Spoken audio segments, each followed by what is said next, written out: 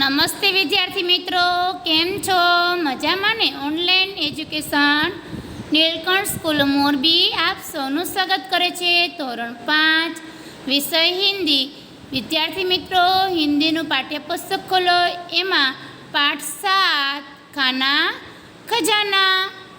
પાઠનો પ્રકાર છે વિદ્યાર્થી મિત્રો ચિત્રપાઠ. ખાના ખજાના એટલે શું વળી? તમને એવો પ્રશ્ન થાય ને મનમાં. ખાના એટલે કે જમવાનું, ખજાના એટલે કે ચીજ વસ્તુઓ. જમવાની આપણે જમવાનું રસોઈ બનાવવી હોય, જમવાનું બનાવવું હોય તો ઘણી બધી સામગ્રીની જરૂર પડે છે. એને શું કહેવાય? ખજાનો. હિન્દીમાં કહેવાય ખજાનો. તો જમવાનું બનાવવું હોય તો ઘણી બધી ચીજ વસ્તુની જરૂર પડે છે. વાસણની જરૂર પડે, તેમજ મસાલાની જરૂર પડે ને. તો એને કહેવાય ખજાનો. ખાના ખજાના એવો સરસ મજાનો પાઠ આપણે ભણવાનો છે. ઘરે મમ્મી તમારા માટે જમવાનું બનાવે છે ને વિદ્યાર્થી મિત્રો? તમને ખબર જ હોય કે મમ્મીને કઈ વસ્તુની જરૂર પડે છે. રસોઈ બનાવતી હોય તો એને શું જરૂર પડે રસોડામાં દરરોજ? તો એવો સરસ મજાનો પાઠ આપણે ભણવાનો છે. ચલો આજે આપણે એવો સરસ મજાનો પાઠનો અભ્યાસ કરીશું વિદ્યાર્થી મિત્રો. જો આ પાઠમાં આપણે ચિત્ર જોઈને જ વર્ણન કરવાનું છે, એને કહેવાય ચિત્રપાઠ. ચિત્ર જોઈને પાઠનું વર્ણન કરવાનું હોય તેને ચિત્રપાઠ કહેવામાં આવે છે.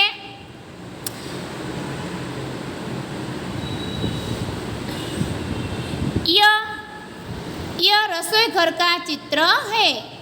यह एक रसोई घर का चित्र है. चित्र में माता रसोई बना रही है. चित्र में माता रसोई बना रही है. गैस के एक चूल्हे पर कुकर रखा हुआ है. दूसरे चूल्हे पर तवा रखा हुआ है. तवे में माँ रोटी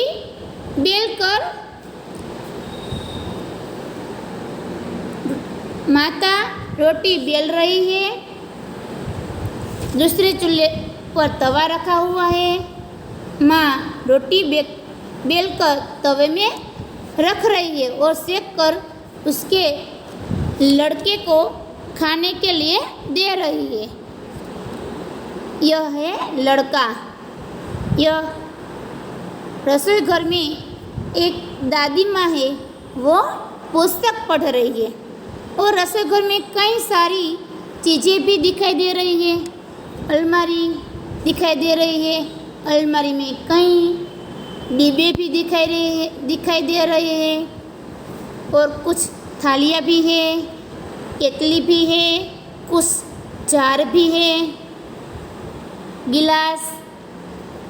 गिलास भी दिखाई दे रहे हैं. और रसोई घर में सामने अचार की 2 जार भी दिखाई दे रही है. और 2 टोकरी है, एक फलों की टोकरी है और एक सब्जी की टोकरी है. और रसोई घर में माता रोटी बेल रही है. बेलन से कढ़ाई में आटा बूंद कर रखा है. लड़का खाना खा रहा है. थाली में दाल, चावल, सब्जी भी रखी है. थाली के नज़दीक ही गिलास और कटोरी भी है. और कई सारे बर्तन रसोई घर में दिखाई दे रहे हैं. और एक डिब्बा है, इसमें आटा रखा हुआ है. रसोई घर में एक खिड़की दिखाई दे रही है. खिड़की के बाहर बादल दिखाई दे रहे हैं. और रसोई घर में कई सारे बर्तन है. सणसी, बेलन, चकला એટલે પાટલી, સણસી એટલે સાણસી, आडणी एटले चोक्का, कढ़ाई, यह कढ़ाई है, यह कढ़ाई है, ये बेलन है, ये चकला है, कुकर है, मटका है, मटका में क्या है, पानी है। चिमटा, रसोई घर में चिमटा है, चिमटा यानी कि चिपियो।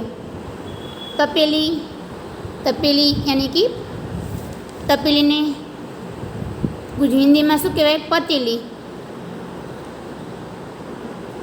नानो तवीथो एटले के पोनी, पोनी भी है। आप देख रहे हैं ना बच्चे, यह पोनी है। बाळको विद्यार्थी मित्रों जोई जो, यह पोनी है। पोनी एटले के नानो तवीथो।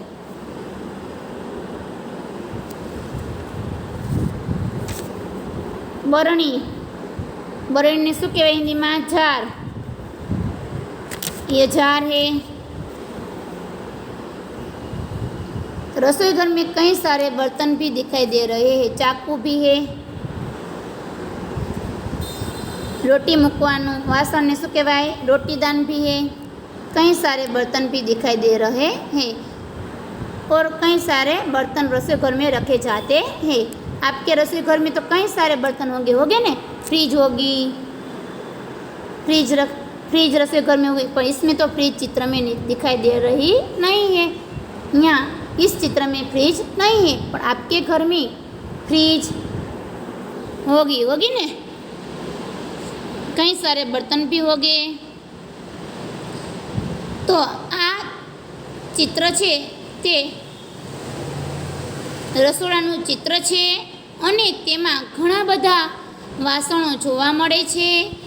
ડબ્બા છે, થાળી છે, વાટકા છે, નાનો તાવીથો છે, ભાતિયું છે, ચાકુ છે, કંઈ નાની નાની બરણીઓ છે જેમાં શું મૂકવામાં આવેલું છે, હળદર, ધાણા, જીરું, મસાલા મૂકવામાં આવેલા છે, વાટકી, ગ્લાસ અને માતા છે તે રોટલી બનાવી રહી છે અને રોટલી વણી રહી છે। બાજુમાં એક ચૂલા ઉપર કુકર રાખેલું છે, બીજા ચૂલા ઉપર તાવડી મૂકી છે, રોટલીને શેકી રહી છે। મટકા એટલે વિદ્યાર્થી અને માટલામાં પાણી ભરેલું છે। બાજુમાં એક ડબ્બો છે, એમાં લોટ છે। બાજુમાં એક મોટી મોટી બે બરણી રાખેલી છે, તેમાં અથાણું છે, તેમજ બે ટોકરી છે, એટલે કે બે ફળોની સાડલી છે, એમાં ફળ પણ રાખવામાં આવેલા છે। અને દાદીમાં છે તે બેઠા બેઠા પુસ્તક વાંચી રહ્યા છે અને બારીની બહાર બાદલ એટલે કે વાદળાઓ જોવા મળે છે। આવું સરસ મજાનું ચિત્ર આપણને અહીં આપવામાં આવેલું છે। ફરી એકવાર વિદ્યાર્થી મિત્રો આપણે એનો અભ્યાસ કરીએ। जो यह रसोई घर का चित्र है, चित्र में माता रसोई बना रही है। गैस के एक चूल्हे पर कुकर रखा है, दूसरे चूल्हे पर तवा रखा हुआ है। तवे में रोटी है, माता रोटी बेल रही है, उसके पास ही लड़का बैठकर खाना खा रहा है। दादी माँ पुस्तक पढ़ रही है। रसोई घर में एक खिड़की है, खिड़की के बाहर बादल दिखाई दे रहे हैं। खिड़की और एक अलमारी है, अलमारी में कई सारे डिब्बे, थालियाँ, गिलास, कटोरी, जार जैसे दिखाई दे रहे हैं। और दूसरी ओर 2 जार में अचार भी रखा हुआ है। 2 टोकरी है, इसमें फल, एक टोकरी में फल और दूसरी टोकरी में सब्जी भी रखी हुई है।